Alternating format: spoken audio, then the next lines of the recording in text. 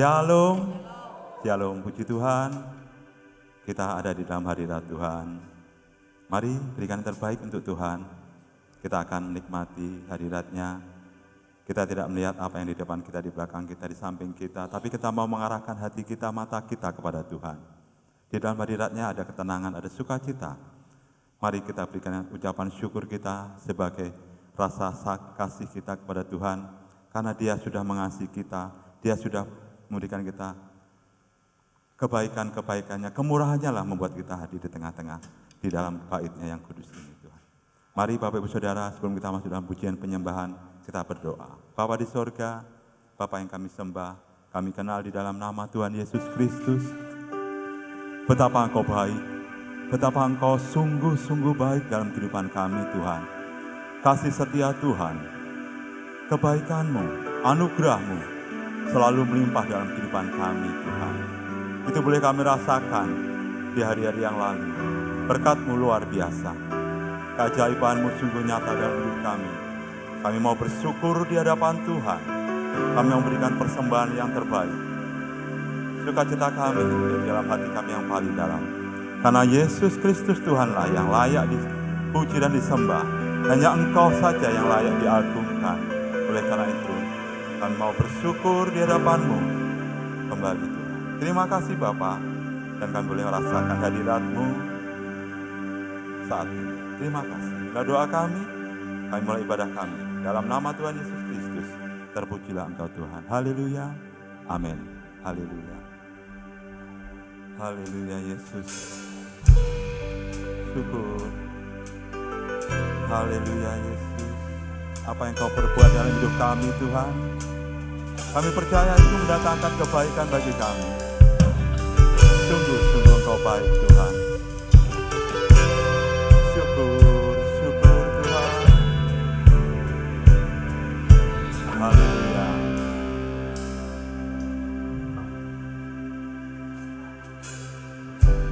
Banyak yang Kau perbuat di dalam hidupku,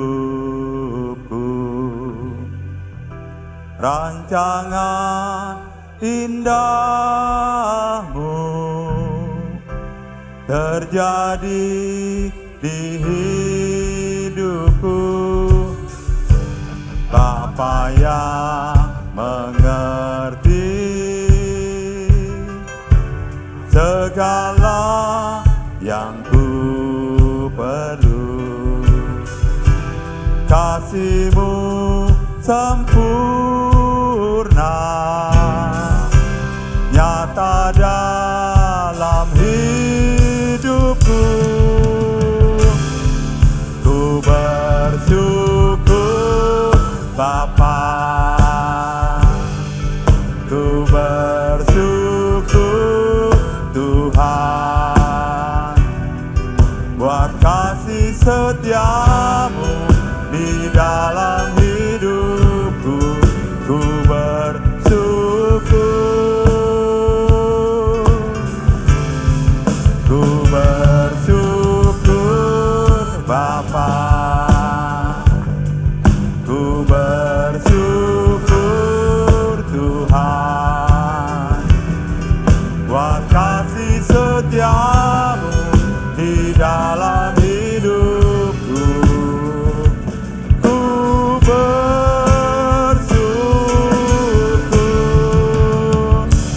Tuhan.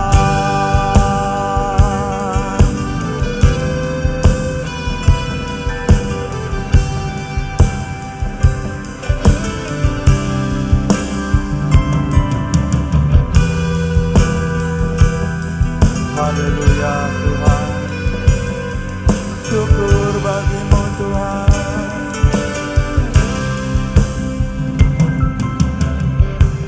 Banyak yang Kau perbuat di dalam hidupku, rancangan indah-Mu terjadi di hidupku.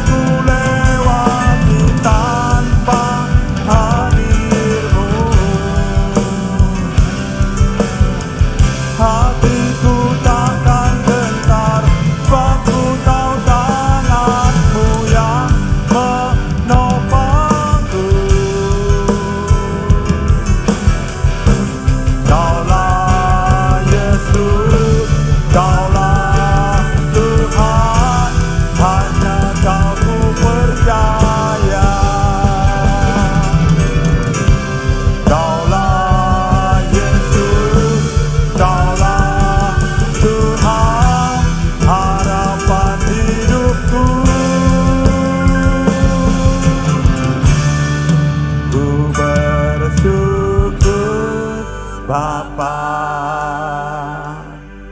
Ku bersyukur Tuhan,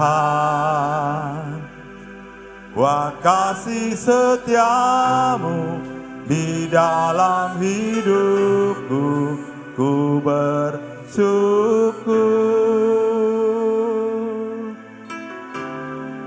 Ku bersyukur Bapa, ku bersyukur Tuhan, buat kasih setiamu di dalam hidupku. Ku bersyukur, ku bersyukur Bapa, ku bersyukur Tuhan, buat kasih setiamu di dalam hidupku. Ku bersyukur, ku bersyukur Bapa, ku bersyukur Tuhan, buat kasih setiamu di dalam hidupku. Ku bersyukur, ku bersyukur Tuhan. Haleluya, haleluya, haleluya.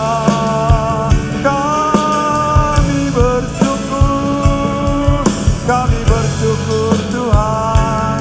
Terpujilah Engkau, hanya Engkau yang kami sembah. Haleluya. Terpujilah Engkau Tuhan. Apa yang Kau perbuat mendatangkan kebaikan bagi hidup kami. Haleluya. Kami bersyukur, kami tetap bersyukur Tuhan. Dalam keadaan apapun kami bersyukur, kami bersyukur. Haleluya, haleluya. Syukur, syukur, kami bersyukur. Ku bersyukur sebab Kau setia. Terima kasih Tuhan. Saudara Bapak Saudara bangkit berdiri, memuji-Mu karena Kau sangat baik. Mulialah nama-Mu, ku tinggikan, ku agungkan selama hidupku. Kami bersyukur lagi Tuhan. Ku bersyukur sebab Kau setia. Ku memuji-Mu karena Kau sangat baik. Mulialah nama-Mu, ku tinggikan,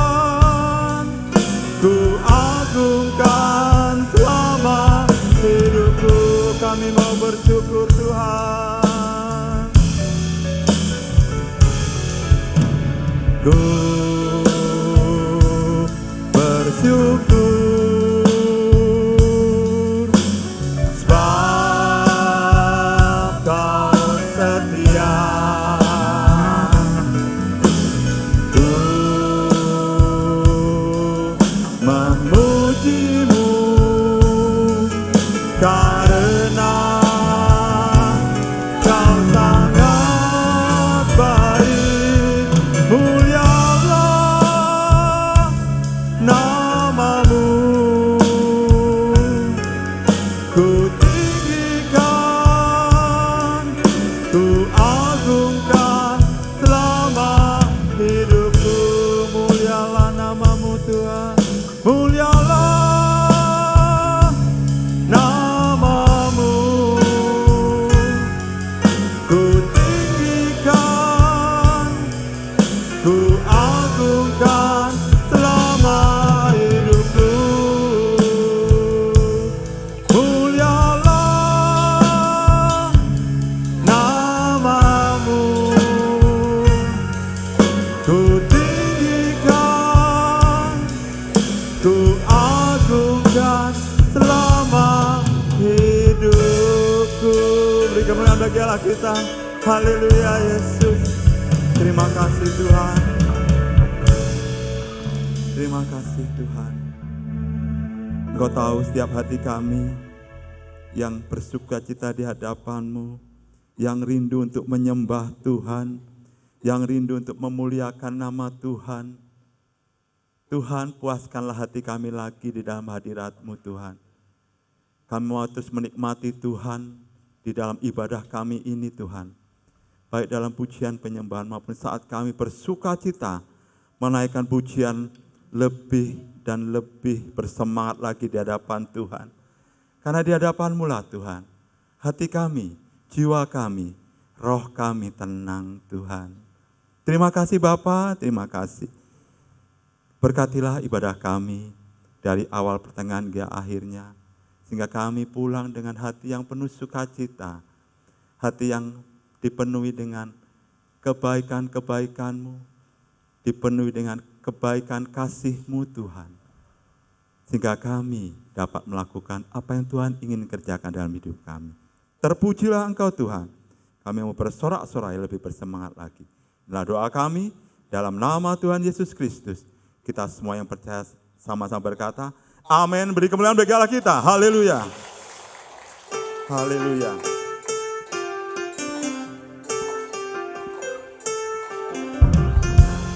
Haleluya. Yesus kita adalah Yesus yang baik. Haleluya.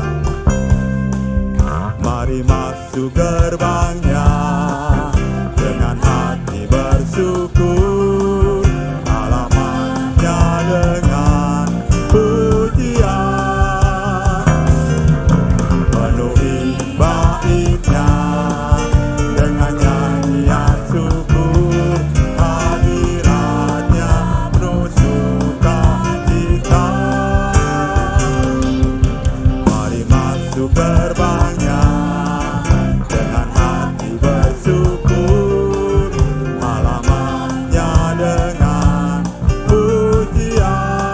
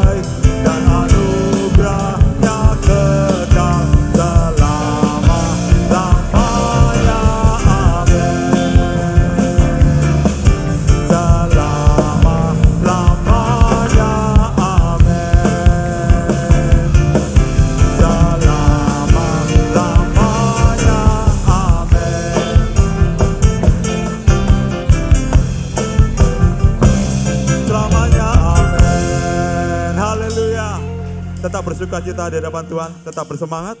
Haleluya. Kita lanjutkan pujian kita. Ada kuasa, haleluya, di dalam nama Tuhan Yesus Kristus.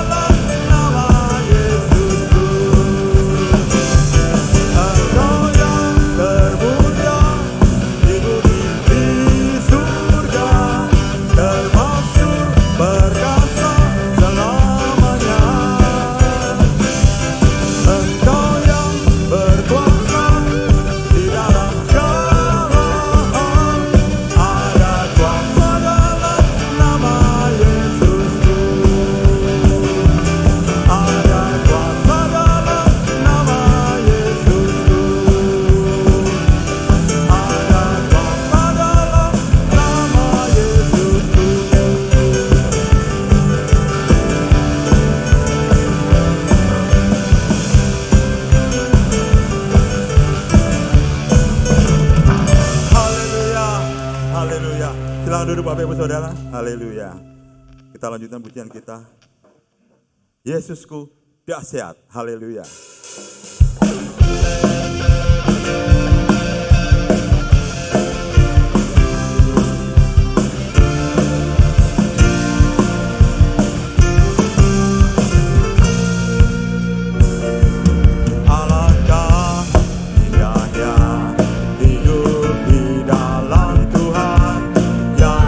Curahkan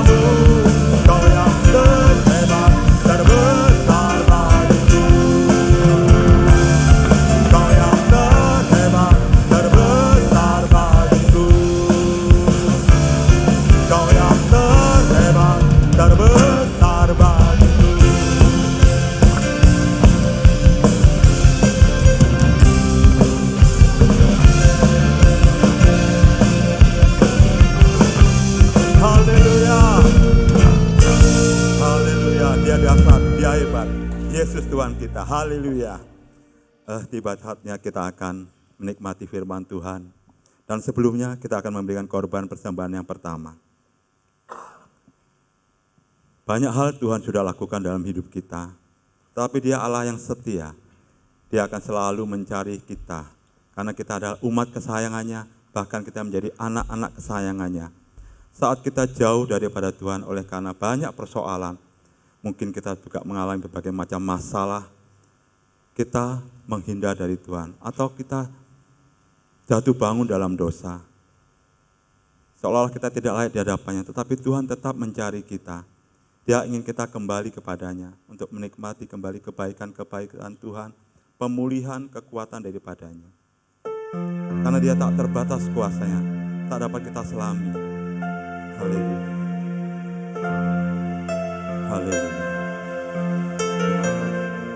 Kami kagum akan kebaikan-Mu Tuhan.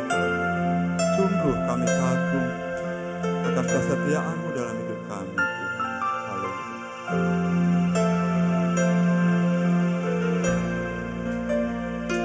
Ku kagumi cara-Mu mencintaiku. Kau ada di setiap proses hidupku.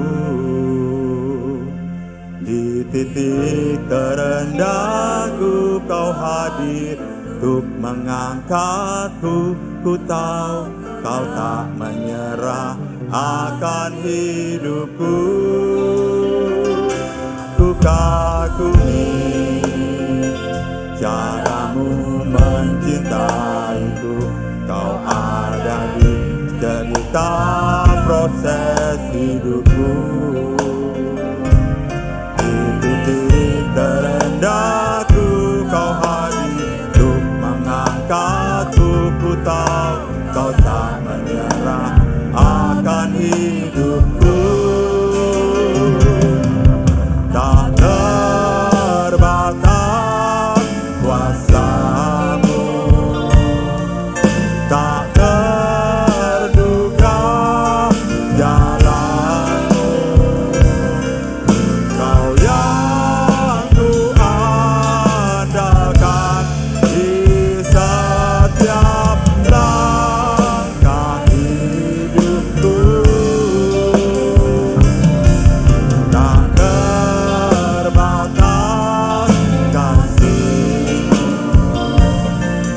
Tak terduga jalan-Mu.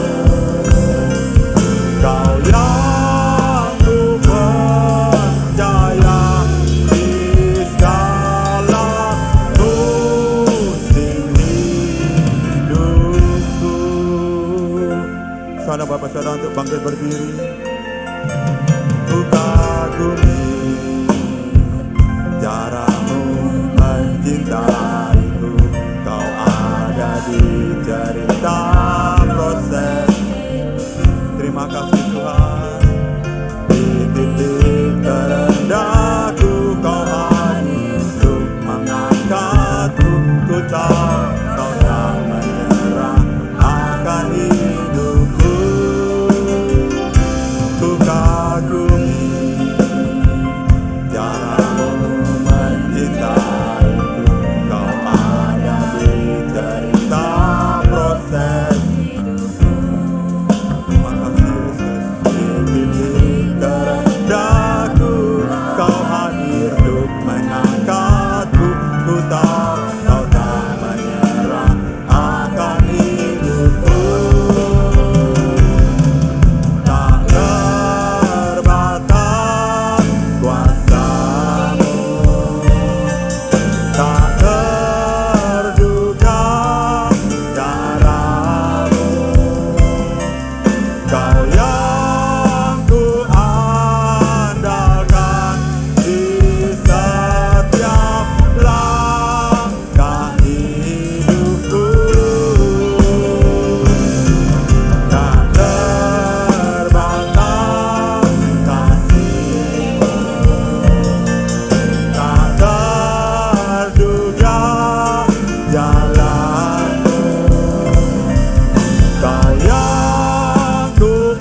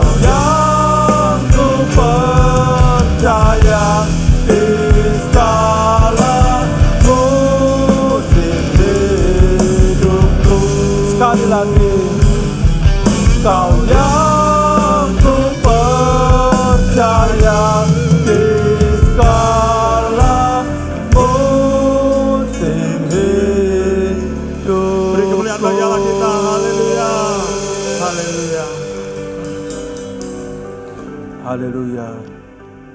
Terima kasih Tuhan.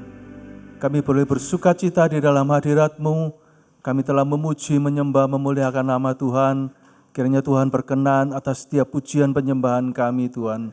Dan kalau sebentar kami mau duduk diam Tuhan untuk diberkati firman-Mu, kiranya Tuhan sucikan, kuduskan segenap pikiran dan hati kami. Berilah kami hikmat untuk mengerti kebenaran firman-Mu Tuhan. Kami mau buka hati kami mau siapkan tanah hati kami yang terbaik untuk ditaburi benih firman-Mu.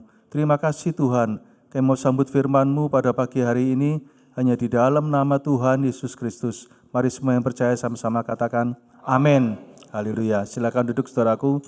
Puji Tuhan saudaraku ya, kalau pada hari ini kembali saya boleh melayani Tuhan, menyampaikan firman Tuhan. Di tempat ini saudaraku, bagi saya ini kemurahan Tuhan saudaraku ya. Karena apa? Terus terang saudaraku ya, ini saya bisa menyampaikan firman Tuhan ini, sepertinya Tuhan ini mendengar keinginan saya saudaraku ya. Saya enggak doakan saudaraku, tapi Tuhan mendengar keinginan hati saya saudaraku ya. Karena apa? Saya ingin mengingat tahun lalu saudaraku ya. Tahun lalu pada tanggal 17 November itu saudaraku ya. Itu untuk pertama kalinya saya khotbah di tempat ini saudaraku ya. Dan saya ingin memperingati 1 tahun itu saudaraku ya. Tapi pada waktu itu Bapak Tiongking menjadwalkan saya khotbahnya harusnya itu di Desember, saudaraku. Desember minggu kedua, saudaraku ya. Tetapi tiba-tiba adik saya Ferry yang mestinya khotbah untuk hari ini, saudaraku, telepon saya.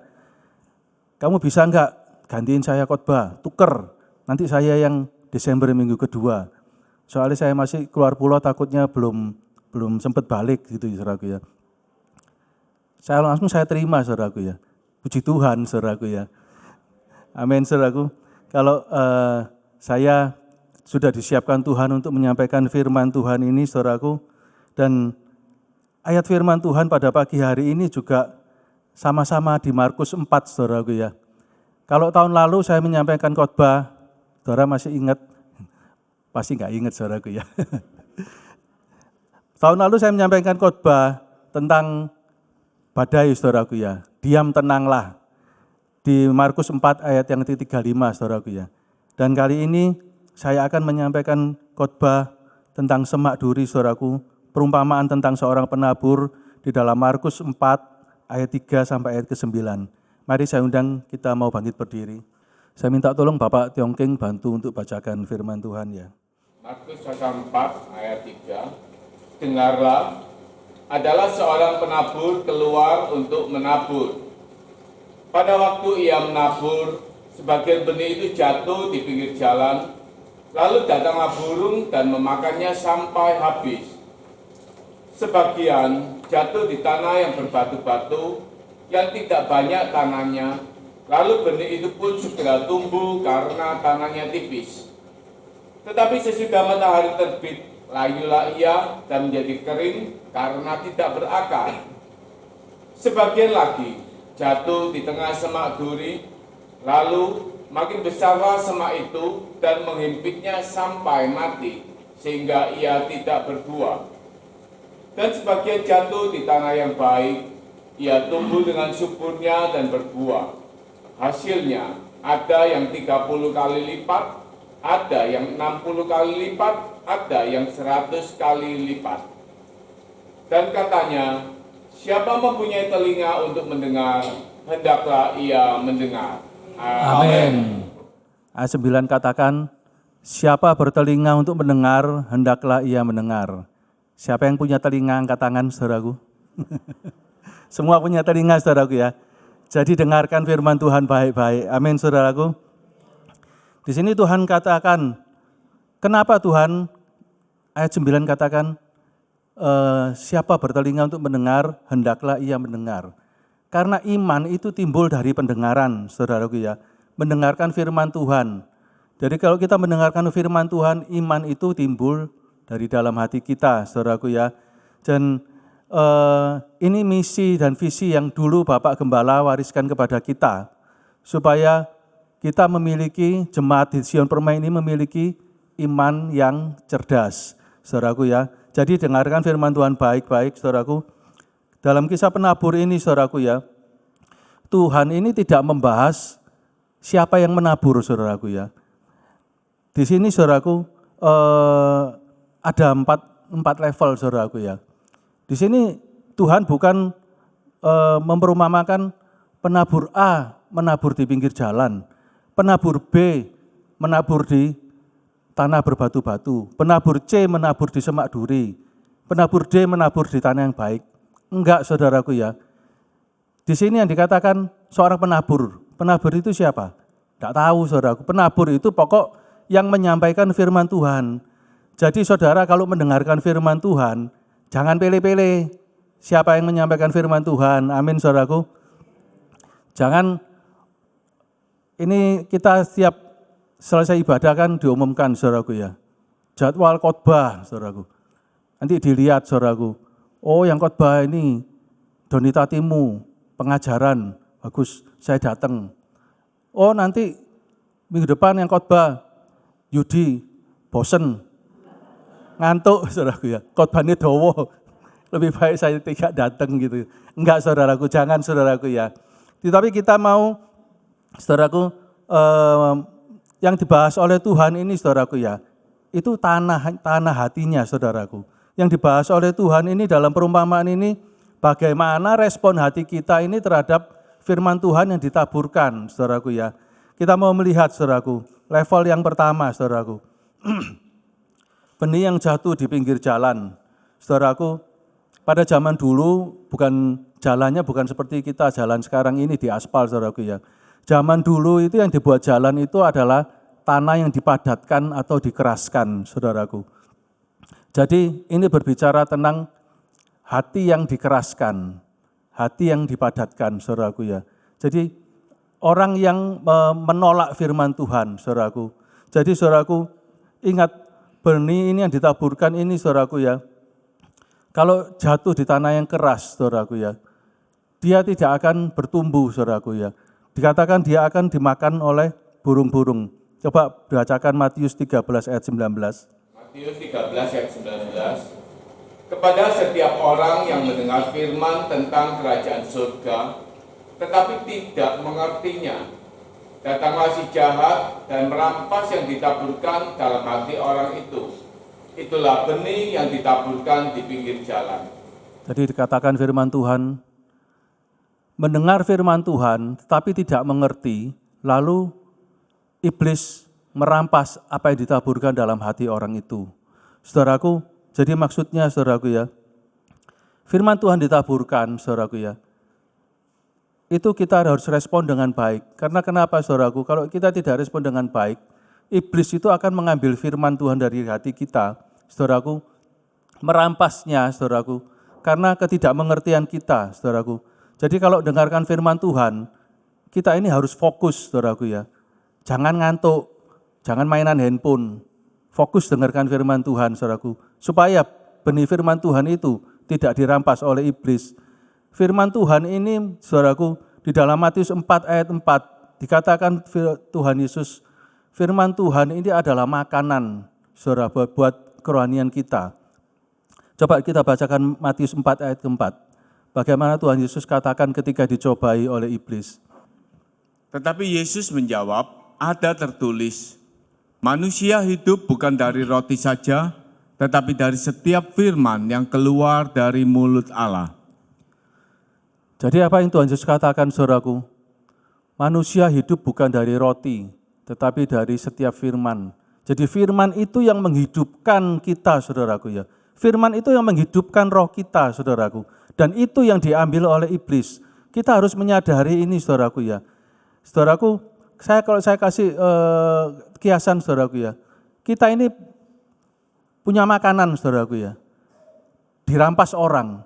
Kita rela enggak, saudaraku ya? Makanan kita lapar, kita butuh makan, saudara. Makanan kita dirampas orang. Paski kita tidak rela, saudaraku. Demikian juga dengan kehidupan rohani kita, saudaraku ya. Tuhan itu memberikan makanan yang terbaik buat kita, saudaraku ya. Kalau kita mau merespon firman Tuhan dengan baik, saudaraku, kita akan diberikan Tuhan karunia untuk mengerti kebenaran firman Tuhan. Saudaraku, coba kita lihat di dalam Matius 13 ayat yang ke-11. Di sana Tuhan Yesus katakan apa? Jawab Yesus, "Kepadamu diberi karunia untuk mengetahui rahasia kerajaan surga, tetapi kepada mereka tidak." Nah, saudaraku, kita ini patut bersyukur, saudaraku ya. Kita semua ini anak-anak Tuhan, diberi hikmat oleh Tuhan, diberi karunia oleh Tuhan untuk mengerti karunia, untuk mengerti rahasia kerajaan surga, untuk mengerti kebenaran Injil, saudaraku. Dan ini adalah makanan rohani yang terbaik buat iman kita. Ini yang berusaha dirampas oleh iblis dalam hidup kita. Jadi bagaimana, saudaraku? Kita harus mempertahankannya, saudaraku ya. Jangan kita biarkan, wes PPN, mosok mau gitu, saudaraku ya. Hari ini kita dikasih makanan, enggak mau, SPN. Besok dikasih makanan lagi, enggak mau, wes rampasan, ambilen. Jangkep seminggu, saudaraku. Saudara KO, saudaraku, enggak makan, saudaraku ya. Itu yang terjadi dengan roh kita, saudaraku. Mungkin kita tidak merasakan, tapi di dalam roh, saudaraku ya, iblis tahu kalau roh kita tidak diberi makanan rohani, saudaraku, iman kita akan mati, saudaraku ya. Di dalam 1 Korintus 1 ayat ke-18, di sana dikatakan, berita salib adalah kebodohan bagi mereka akan yang binasa. Tolong dibacakan. 1 Korintus 1 ayat 18, sebab pemberitaan tentang salib memang adalah kebodohan bagi mereka yang akan binasa. Tetapi bagi kita yang diselamatkan, pemberitaan itu adalah kekuatan Allah. Jadi saudaraku, di sini coba saya beri pengertian, saudaraku ya. Ini kesaksian pribadi bagi saya, saudaraku ya. Perkataan firman Tuhan ini sepenuhnya benar, saudaraku, di dalam kehidupan saya. Saya pernah melihat, saudaraku, tayangan di YouTube, saudaraku ya. Ada seorang dari agama lain, saya tidak tahu itu pemuka agama atau orang biasa, saudaraku ya. Dia katakan apa? Orang Kristen itu sebenarnya menistakan Allahnya sendiri. Kenapa saya bilang gitu? Karena dia mengatakan bahwa Allah yang pencipta semesta alam ini lahir di kandang binatang. Cek hinai Tuhan itu diperlakukan sama orang Kristen. Bilang gitu, saudaraku ya. Maksudnya itu menghina, mengejek, saudaraku. Tetapi saya yang menangkapnya itu menjadi kekuatan bagi saya, saudaraku ya. Jadi ketika itu, saudaraku ya, saya seperti dicelikkan oleh Tuhan. Kalau Tuhan yang pencipta semesta alam ini, saudaraku ya, mau turun ke dunia, lahir di kandang binatang, saudaraku ya, itu demi siapa? Demi kita semua, saudaraku ya. Kalau nanti bulan depan kita akan merayakan Natal, saudaraku, kita mau mengerti apa makna semuanya ini, saudaraku ya. Saudaraku, kenapa kandang binatang itu dikatakan hina, saudaraku ya? Karena bagi orang dunia, bagi orang Mesir, saudaraku dulu itu, jadi penggembala itu pekerjaan yang paling hina, paling rendah, saudaraku ya. Dan kandang binatang itu pasti juga yang paling hina, saudaraku ya. Jadi apakah Tuhan itu lebay, saudaraku ya? Lahir kok di kandang yang hina? Lahir di rumah biasa kan bisa, lahir di tempat biasa kan bisa, enggak usah di istana raja, saudaraku ya. Tetapi kenapa dia memilih lahir di kandang yang hina, saudaraku ya? Di sini Tuhan memberikan saya pengertian, saudaraku ya, bahwa Tuhan itu lahir di kandang yang hina, saudara, di kandang binatang, saudaraku, dan mati terkutuk di kayu salib, saudaraku ya. Itu melambangkan bahwa Tuhan itu mau menjangkau semua, saudaraku ya. Dia lahir di kandang yang paling hina, saudaraku, untuk menjadi Tuhan atas semua lapisan manusia, saudaraku ya. Mulai dari yang paling bawah, paling hina, saudaraku, sampai yang paling atas. Kalau yang di bawah aja sudah dijangkau, apalagi yang atas, saudaraku, kan gitu. Dan dia mati gantung di kayu salib itu terkutuk, saudaraku. Itu hukuman yang paling terkutuk, saudaraku ya. Jadi dia menjadi Tuhan juru selamat untuk semua manusia, saudaraku ya. Sekalipun itu orang yang paling berdosa, paling terkutuk bagi manusia, saudaraku. Jadi makna ini, saudaraku ya, makna yang besar seperti ini, saudaraku ya. Orang dunia enggak ngerti, saudaraku. Mereka anggap itu suatu kebodohan, ketololan, saudaraku ya.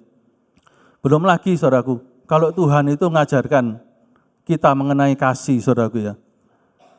Tuhan ajarkan apa? Kasihilah musuhmu, doakanlah dia. Aneh, saudaraku ya. Lebih cocok itu hukum Taurat, mata ganti mata, gigi ganti gigi. Enak mana, saudaraku? Kalau nuruti daging, ya bales, saudaraku ya. Kalau ada yang ngomong, saudaraku, kalau kamu balas satu kali, kamu tak balas 7 kali, saudaraku. Itu yang sip, saudaraku ya. Kalau kasihilah musuhmu, doakanlah dia. Kok enak, saudaraku ya. Nah itunya, saudaraku. Celakanya seringkali anak Tuhan enggak mengerti ini, saudaraku ya. Tidak berusaha untuk mengerti firman Tuhan, saudaraku. Seperti Nikodemus, saudaraku ya. Ahli Taurat, pakar Alkitab, saudaraku. Tapi diajak ngomong Tuhan lahir baru, bingung, saudaraku ya. Masa aku sudah tua sini dimasukkan lagi Tuhan ke dalam perut ibuku. Jadi goblok, saudaraku ya. Kita ini yang pinter, makanya jangan pertahankan, saudaraku ya, firman Tuhan ini di dalam hati kita. Mari kita lanjutkan yang kedua. Benih yang jatuh di tanah yang berbatu ini, saudaraku ya, tidak berakar kuat karena tanahnya tipis. Ketika matahari terbit, dia layu, saudaraku. Ini juga aneh bagi saya, saudaraku ya. Saudaraku, ini berbicara tentang iman yang tidak tahan uji, saudaraku ya. Seperti Tuhan Yesus waktu dicobai, pencobaan Tuhan Yesus yang kedua, saudaraku ya. Iblis mengajak Tuhan Yesus naik ke hubungan bait suci, suruh jatuhkan diri, menguji iman, saudaraku ya. Jadi maksud firman Tuhan untuk yang level kedua ini, jatuh di tanah-tanah yang berbatu ini, saudaraku, jangan saudara mempunyai respon iman ketika mendengarkan firman Tuhan itu semangat, saudaraku. Seperti sekarang di dalam gereja ini, saudaraku, dengarkan firman Tuhan, saudaraku. Saudara diberkati Tuhan, amin. Aminnya paling banter, saudaraku ya. Tetapi begitu keluar dari gereja, saudaraku, pekerjaannya, saudaraku, ditipu orang, saudaraku, rugi. Wes, lupa sama aminnya hari Minggu, saudaraku ya. Ngomel, saudaraku ya. Mengkeret langsung, saudaraku ya. Wes gak Tuhan-Tuhanan, gak nang gereja, gak nang gerejoan. Percuma, saudaraku ya. Ke gereja, firman Tuhan ini gak cocok. Katanya aku diberkati, kok aku tambah rugi. Gitu, saudaraku ya. Jadi ini seperti ini, iman level mendengarkan firman Tuhan di level yang kedua, saudaraku ya. Jadi ketika kita mengalami ujian, imannya itu langsung ambruk, saudaraku ya. Karena apa yang dihadapi kenyataannya ini tidak sesuai dengan apa yang dikatakan firman Tuhan. Karena dia tidak berusaha untuk mengerti mengenai firman Tuhan ini, saudaraku. Dan kita lanjut yang di level yang ketiga, saudaraku ya. Benih yang jatuh di semak duri. Ini berbicara mengenai pertumbuhan iman yang dihimpit oleh kekhawatiran dan tipu daya kekayaan sehingga tidak berbuah. Saudaraku, di sini benih yang ditaburkan di tengah semak duri ini, saudaraku, bertumbuh. Sama seperti di tanah yang baik, bertumbuh, saudaraku. Tetapi yang ada di sana, saudaraku, semak duri. Dan saya menitik beratkan pada ayat ini, saudaraku ya, pada level yang ketiga ini, saudaraku. Sebab banyak anak Tuhan ini mendengarkan firman Tuhan dengan limpahnya, saudaraku, tetapi tidak bertumbuh dengan baik. Bertahun-tahun kita menjadi anak Tuhan, tiap minggu kita ke gereja mendengarkan firman Tuhan, tetapi tidak ada perubahan di dalam kehidupan kita. Tidak ada buah roh yang dihasilkan di dalam kehidupan kita.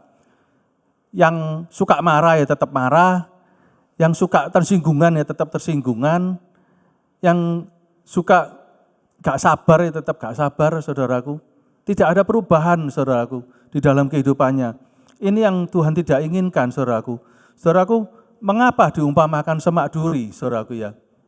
Ini yang jadi judul khotbah saya pagi hari ini, saudaraku ya. Mengapa diumpamakan semak duri? Kita mau lihat sama-sama, apakah semak duri itu, saudaraku ya? Semak duri, semak, saudaraku ya. Semak dan semak duri ini beda, saudaraku ya. Semak duri ini bagian dari semak. Semak ini ada dua macam, saudaraku. Yaitu semak yang tidak berduri dan semak yang berduri. Sedangkan kalau di bahasa Indonesia ini seringkali tidak bisa membedakan artinya, saudaraku ya. Kalau saya melihat di bahasa Inggris itu dibedakan, saudaraku. Kalau semak yang tidak berduri itu semak yang berbunga, saudaraku ya. Seperti tanaman-tanaman hias. Kalau ini tanaman sungguhan, saudaraku, ya ini semak yang berbunga ini, saudaraku ya. Nah, seperti contoh itu, saudaraku. Itu semak yang berbunga. Itu kalau bahasa Inggrisnya namanya bus, saudaraku ya. Dan kemudian satunya lagi, semak yang berduri. Itu namanya thorn. Saudaraku, yang kita bicarakan di sini yang semak berduri, yang thorn, saudaraku ya. Di sini saya melihat, saudaraku, definisinya semak duri ini adalah jenis tanaman yang memiliki duri atau tonjolan tajam pada batang atau rantingnya. Kita semua tahu, saudaraku ya. Semak duri ini tanaman dapat menjadi semak duri karena beberapa alasan. Salah satunya karena tanah yang kurang subur atau kondisi iklim atau suhu yang ekstrim, saudaraku ya. Iklim yang kering, saudaraku. Jadi semak duri ini adalah tanaman yang gagal menjadi tumbuhan yang berbunga, saudaraku ya. Di dalam Kejadian 2 ayat 4 sampai ayat yang kelima. Kita mau baca Kejadian 2 ayat 4 sampai ayat yang kelima. Kejadian 2 ayat 4 sampai 5. Demikianlah riwayat langit dan bumi pada waktu diciptakan. Ketika Tuhan Allah menjadikan bumi dan langit, belum ada semak apapun di bumi, belum timbul tumbuh-tumbuhan apapun di padang, sebab Tuhan Allah belum menurunkan hujan ke bumi, dan belum ada orang yang mengusahakan tanah itu.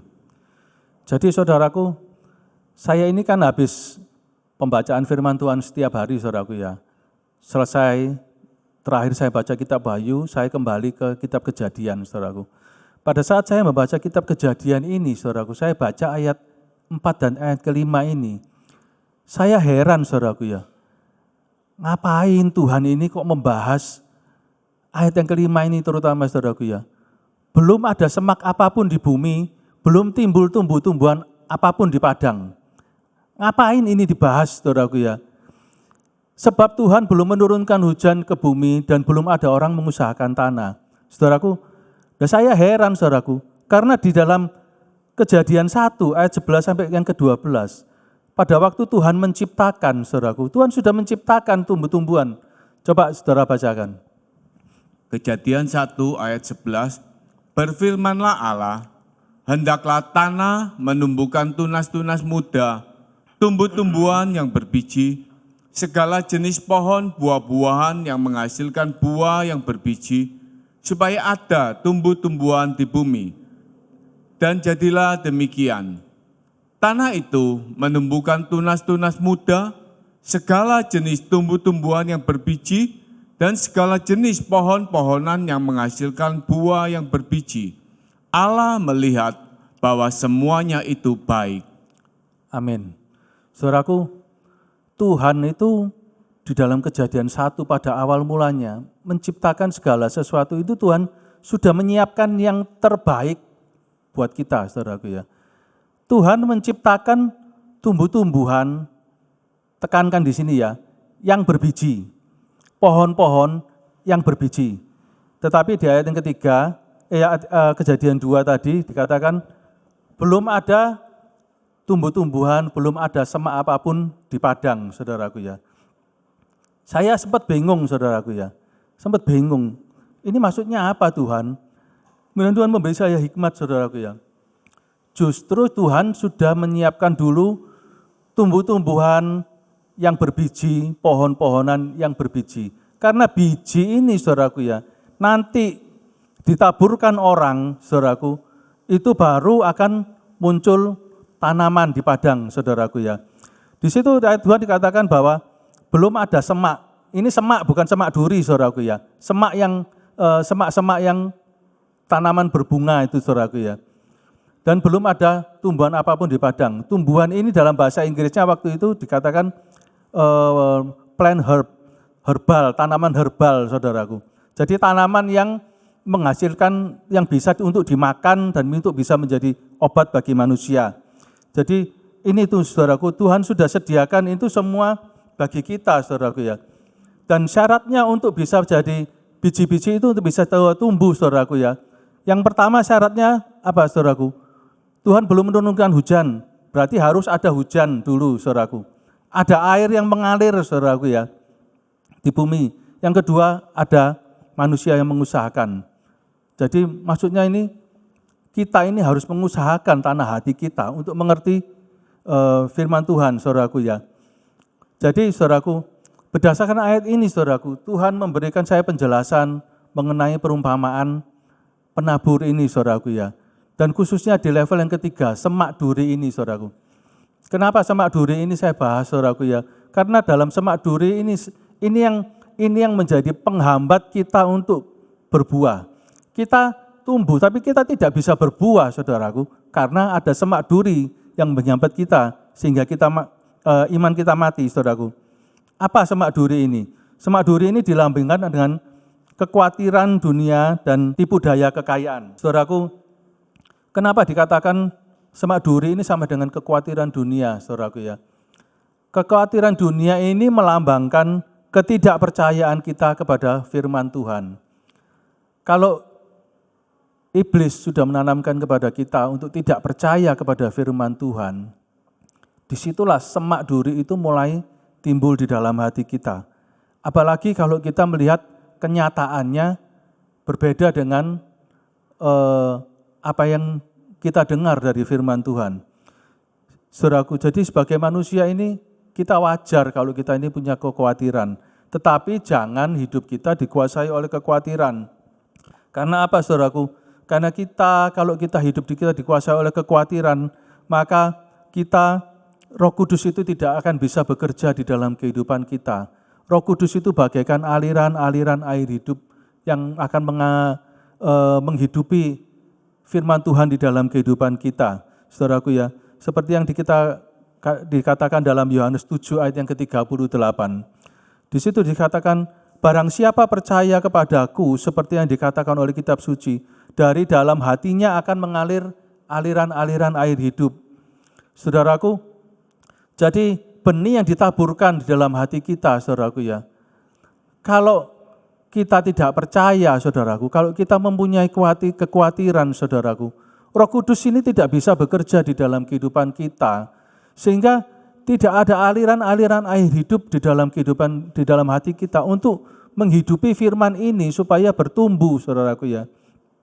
Jadi saudaraku, syarat yang pertama tadi, Tuhan memberikan hujan, Tuhan memberikan air yang mengalir itu saudaraku, itu tidak terjadi di dalam kehidupan kita. Makanya benih itu tidak menjadi tanaman yang tumbuh subur, tetapi menjadi semak duri, saudaraku ya. Jadi saudaraku, sebagai anak-anak Tuhan, biar kita boleh mengerti maksud firman Tuhan ini, saudaraku. Jangan kita hidup di dalam kekhawatiran, saudaraku ya. Banyak sekali anak-anak Tuhan ini hidup di dalam kekhawatiran, saudaraku ya.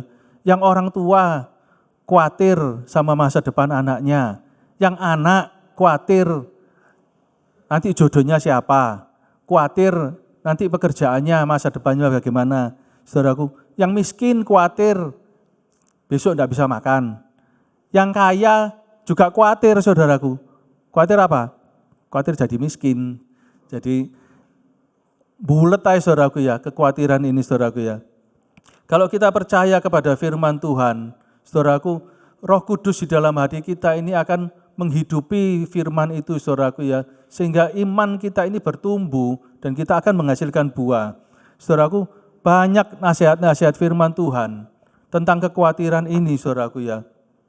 Tuhan menekankan kekhawatiran ini karena ini yang menjadi masalah terbesar di dalam kehidupan manusia.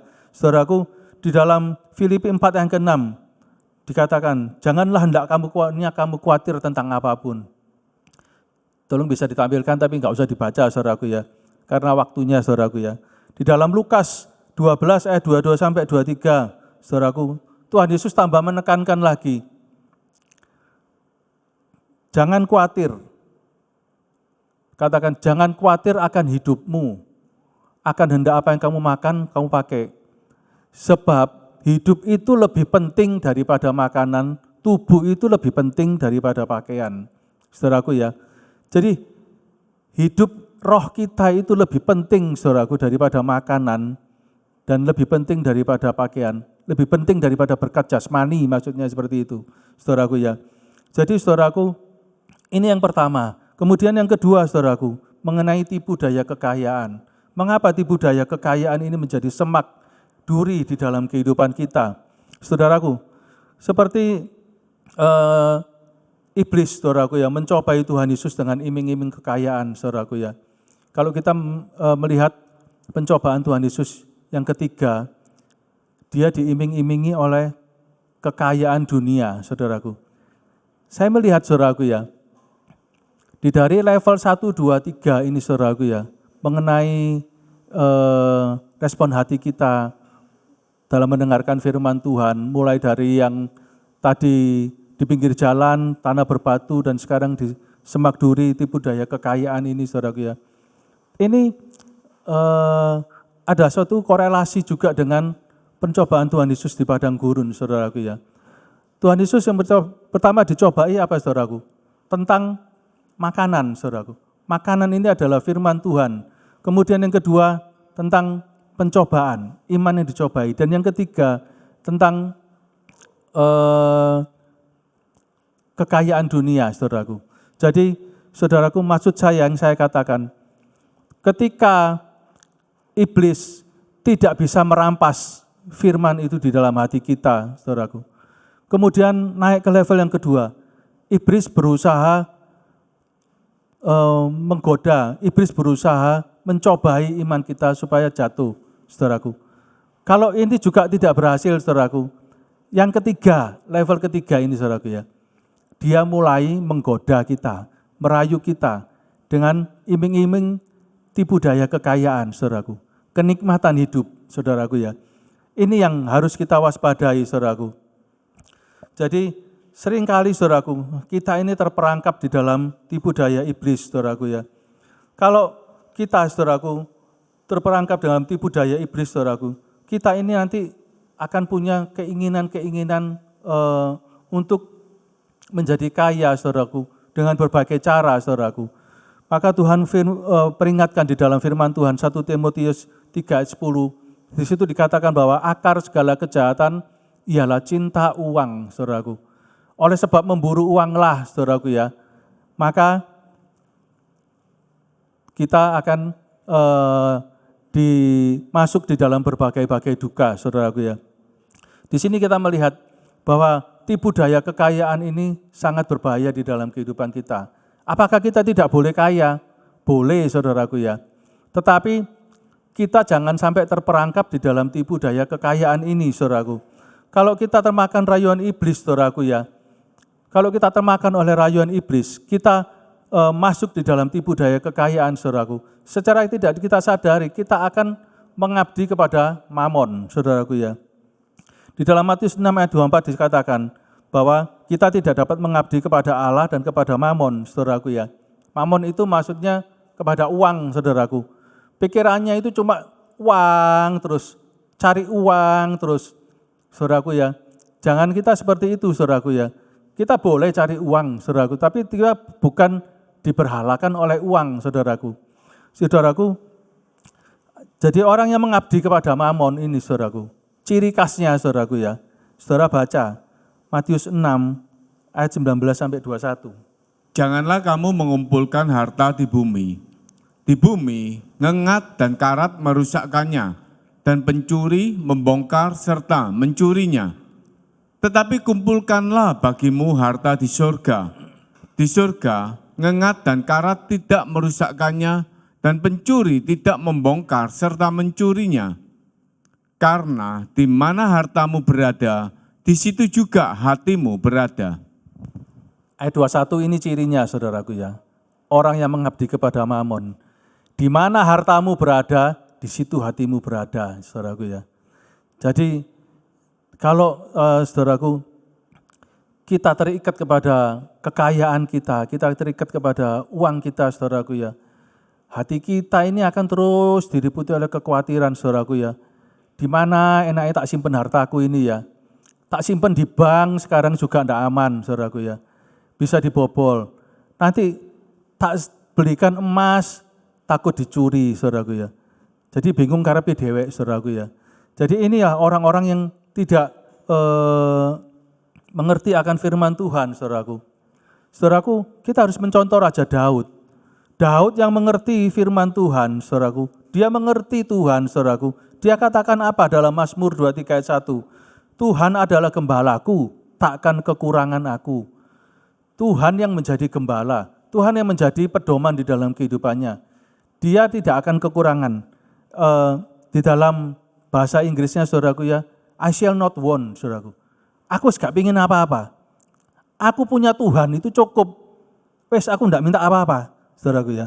Jadi ini yang saudaraku, Raja Daud ini mengerti Tuhannya, saudaraku ya. Ini yang juga saya harapkan kita semua anak-anak Tuhan bisa mengerti, saudaraku. Mengerti siapa Tuhanmu, mengerti siapa Allahmu, saudaraku. Allah itu sudah sangat-sangat baik, saudaraku ya. Menyediakan semuanya itu kepada kita. Benih dari awal dunia dijadikan, saudaraku. Tinggal benih itu mau masuk di dalam tanah hati kita. Kita ini mau menyediakan, mengolah tanah hati kita yang terbaik untuk Tuhan, saudaraku. Dan benih itu harus disirami dengan Roh Kudus, saudaraku ya. Biarkan Roh Kudus itu yang bekerja, berkarya di dalam kehidupan kita, saudaraku ya. Supaya benih itu bertumbuh, itu menjadi buah. Sudah yang kita lihat pada level yang terakhir, saudaraku ya. Benih yang jatuh di tanah yang baik, tanah yang subur. Saudaraku, jadi kita mau siapkan tanah hati kita ini menjadi tanah hati yang baik, saudaraku. Dengan cara apa? Hati ini diolah, saudaraku ya. Diolah dengan cara memiliki kerendahan hati, memiliki kerelaan, mau bertobat dan menerima firman Tuhan. Jangan mengeraskan hati, saudaraku ya. Kita yang cocok dengan firman yang cocok dengan hati kita terima, yang enggak cocok kita buang, saudaraku ya. Jangan seperti itu, saudaraku. Kita mau belajar mendengarkan firman Tuhan dengan kerelaan hati, dengan bertobat. Kalau firman Tuhan itu menegur kita mau bertobat, kita mau berubah, saudaraku ya. Seperti yang dikatakan di dalam Yakobus 1 ayat yang ke-21. Buanglah segala kekotoran dan terimalah firman itu di dalam hatimu, saudaraku ya. Dikatakan terimalah dengan lemah lembut firman yang tertanam dalam tanah hatimu, yang berkuasa menyelamatkan jiwamu. Saudaraku, ini yang pertama. Kemudian yang kedua, jadilah pelaku firman. Kita lihat ayat yang kedua dikatakan, hendaklah kamu menjadi pelaku firman, bukan hanya pendengar saja.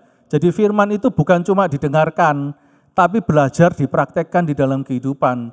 Saudaraku, taat itu bagi daging enggak enak, saudaraku ya. Tapi kalau kita belajar untuk taat, saudaraku, kita belajar untuk melakukan firman Tuhan, saudaraku, kita akan mengerti bahwa, oh ini toh maksudnya Tuhan, ini toh maksudnya firman Tuhan. Kita akan bertumbuh di dalam kedewasaan rohani, saudaraku. Kemudian kita lanjut yang ketiga, saudaraku. Berusahalah untuk mengerti firman Tuhan.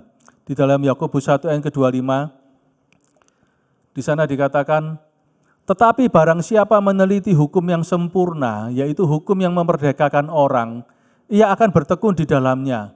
Jadi bukan hanya mendengar untuk melupakan, tetapi sungguh-sungguh melakukannya, ia akan berbahagia oleh perbuatannya. Jadi saudaraku, seperti yang di awal tadi Tuhan katakan,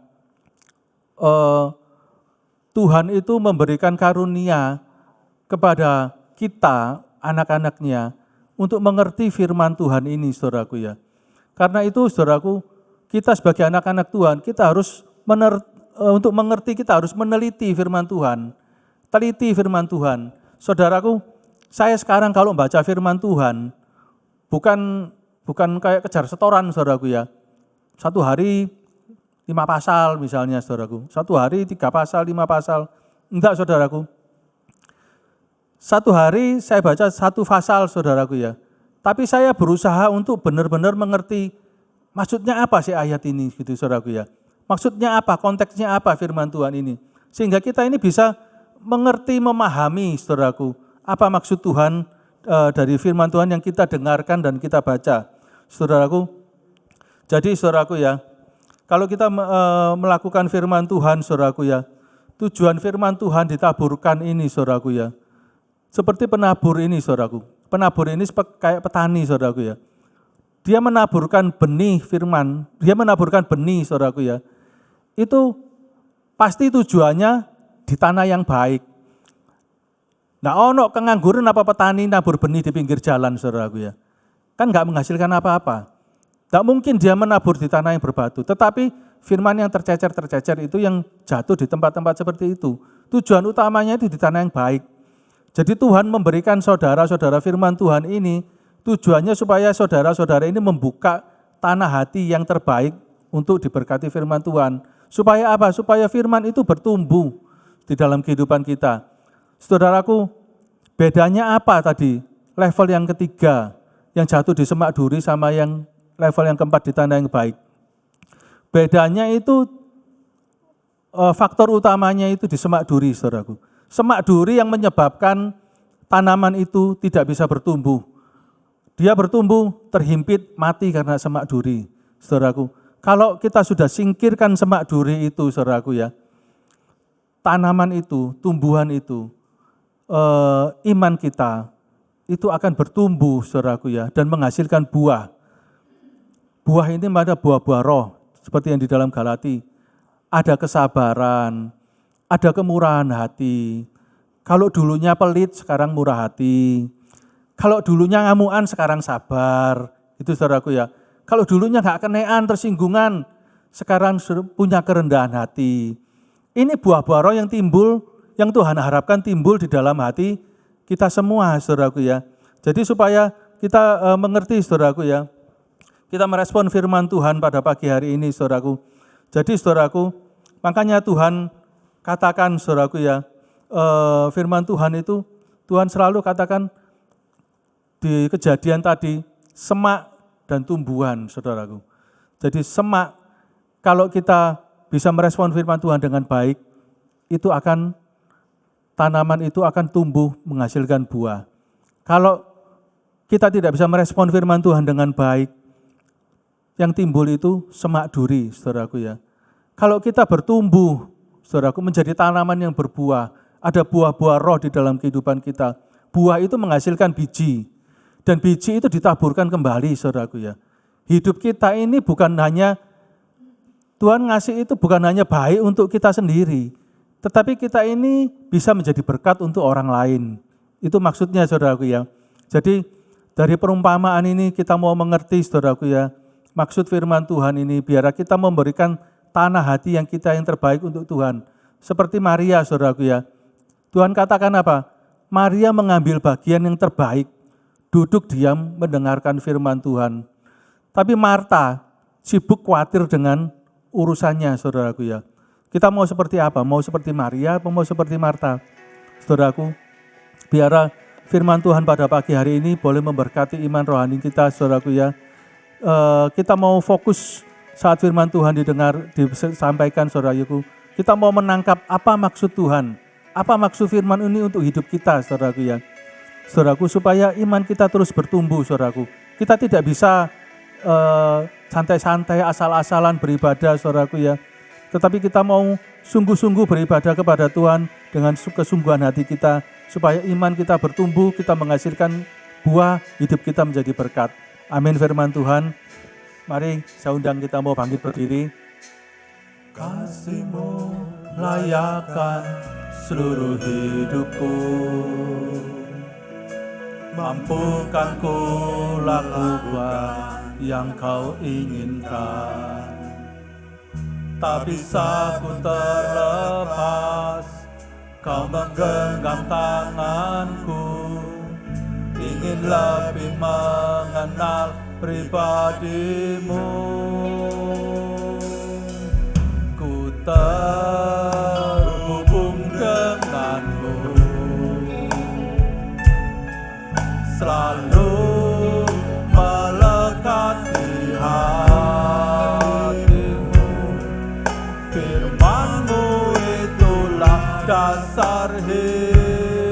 hidupku yang berdaulat atasku. Haleluya. Kasih-Mu layakkan seluruh hidupku, mampukan ku melakukan yang Kau inginkan. Amin.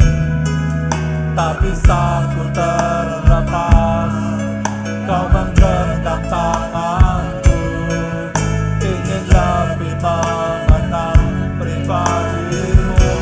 Sama-sama katakan, ku terhubung denganmu, selalu melekat di hatimu. Firman-Mu itulah dasar hidupku yang berdaulat atasku. Hubung denganmu, selalu melekat di hatimu.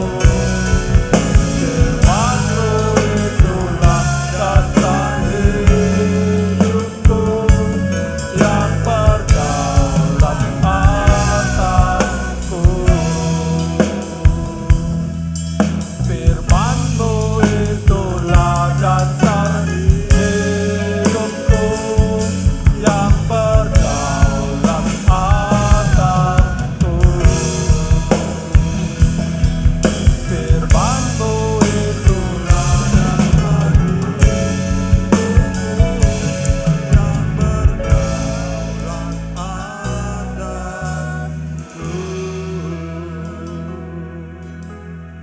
Terima kasih Tuhan, terima kasih. Sekali lagi kami sungguh bersyukur buat kemurahan-Mu Tuhan. Kami sudah ada dan kami sudah menikmati Engkau Tuhan. Betapa Tuhan sungguh mengasihi kami dengan memberikan kami satu teguran-teguran yang baru yang penuh kasih. Bukan teguran dengan kekerasan, bukan teguran dengan hukuman bagi kami Tuhan. Tapi teguran bagi hati kami, hidup kami dengan penuh kasih. Bagaimana kami menyikapi firman-Mu saat firman-Mu ditaburkan Tuhan. Engkau mau kami punya hati seperti tanah yang subur. Engkau tidak menginginkan hati kami berbatu-batu, atau hati kami penuh dengan semak duri, atau hati kami tanah kering kerontang Tuhan. Tetapi Engkau inginkan hati kami adalah tanah yang subur untuk benih firman-Mu yang Kau taburkan melalui para hamba-hamba-Mu Tuhan. Roh Kudus, tolong kami bajak terus tanah hati kami dengan firman-Mu untuk menjadi tanah yang subur. Saat firman-Mu ditaburkan, benih firman itu boleh tumbuh menjadi benih, menjadi bibit, menjadi tanaman, bahkan berbuah manis bagi Tuhan, bahkan berbuah untuk kemuliaan-Mu Tuhan. Itu yang kami rindukan Tuhan. Kami mau menjadi tanah yang subur seperti yang Tuhan inginkan. Tuhan, berkatilah Bapak Yudi yang sudah menyampaikan kebenaran firman-Mu. Tuhan, tambahkan hikmat daripada-Mu. Tuhan, berikan pembukaan firman-Mu yang lebih dan lebih lagi bagi kehidupan Pak Yudi Tuhan, di dalam pelayanannya untuk menunjang pelayanan Ibu Gembala di tempat ini. Kami percaya hamba-Mu ini adalah hamba yang Kau utus untuk meneruskan pekerjaan pelayanan di tempat ini Tuhan. Sekali lagi berikan hikmat-Mu lebih dan lebih lagi. Tuhan memberkati dalam pekerjaannya, Tuhan memberkati di dalam keluarganya, istri dan kedua anaknya diberkati, menjadi berkat bagi banyak orang, sampai nama Tuhan dipermuliakan. Sekali lagi Tuhan, materaikanlah firman-Mu dalam hati kami, sehingga kami boleh mendengarkannya, meresponinya dengan baik, Bahkan dengan pertolongan Roh Kudus kami dimampukan untuk mengerjakannya di dalam kehidupan kami hari lepas hari. Lebih daripada itu, kami mampu mengerjakan amanat agung Tuhan. Sehingga banyak orang bertobat, sehingga melalui kehidupan kami, orang boleh mendengar tentang Yesus Kristus dan berbalik mengaku Yesus adalah Tuhan dan Juru Selamat pribadi mereka. Terima kasih Tuhan. Inilah seru doa kami. Doa ini hamba perlaskannya di dalam nama Tuhan Yesus Kristus, Tuhan dan Juru Selamat kami yang hidup. Terpujilah Engkau Tuhan. Haleluya. Amin. Silakan duduk Bapak Ibu Saudara. Puji Tuhan, kita sudah mendengar firman Tuhan dan kita akan mengakhiri pada kita saat ini. Sebelumnya kita akan memberikan korban persembahan yang kedua. Haleluya. Kami kagum akan kebaikan Tuhan. Haleluya. Kau sungguh indah tiada taranya, sungguh menakjubkan, sungguh ajaib untuk dimengerti, lebih dari semua yang ada. Hikmat-Mu tiada terselami, kasih-Mu dalam tak terduga. Kau sungguh indah tiada taranya, mulia dan berkuasa.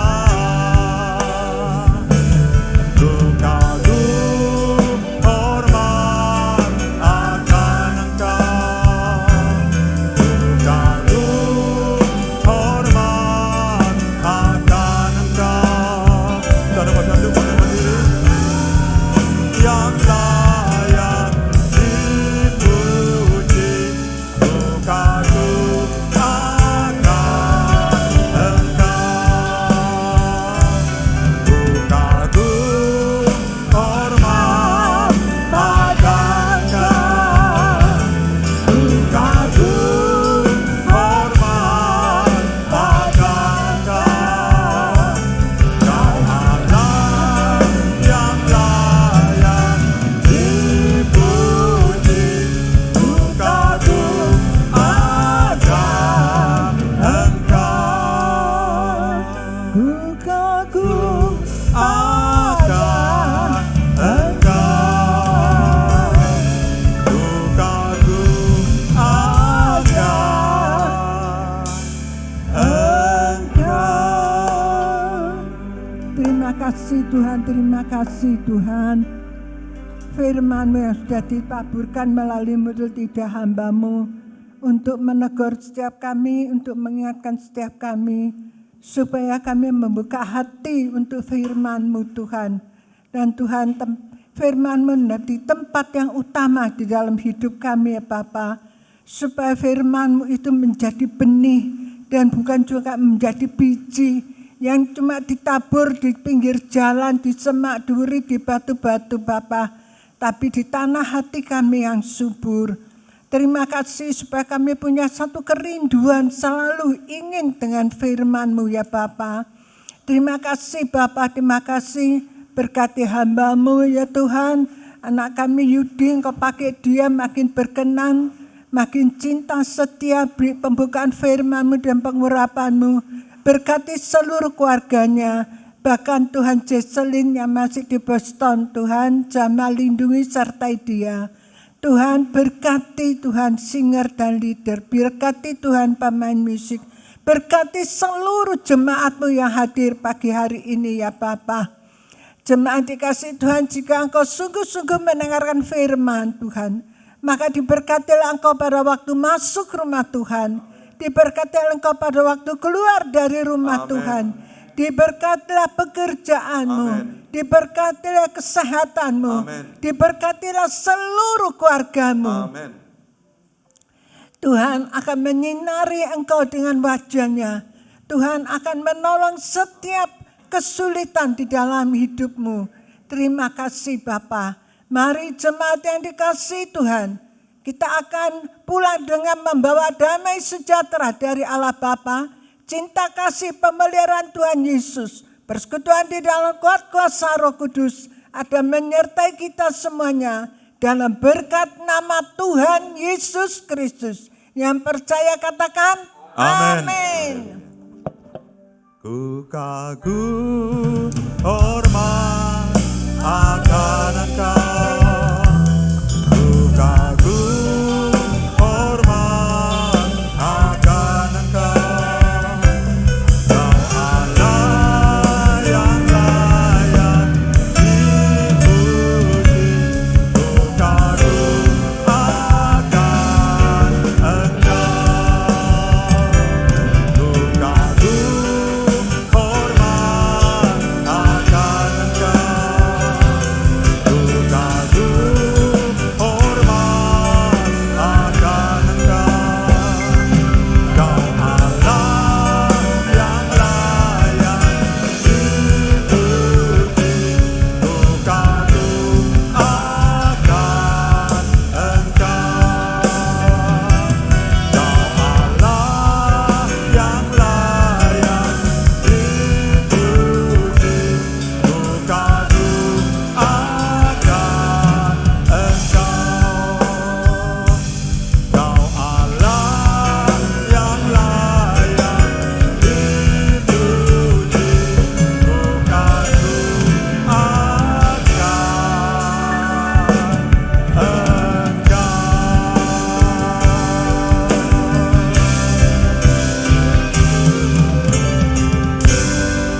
Selamat hari Minggu, Tuhan Yesus memberkati.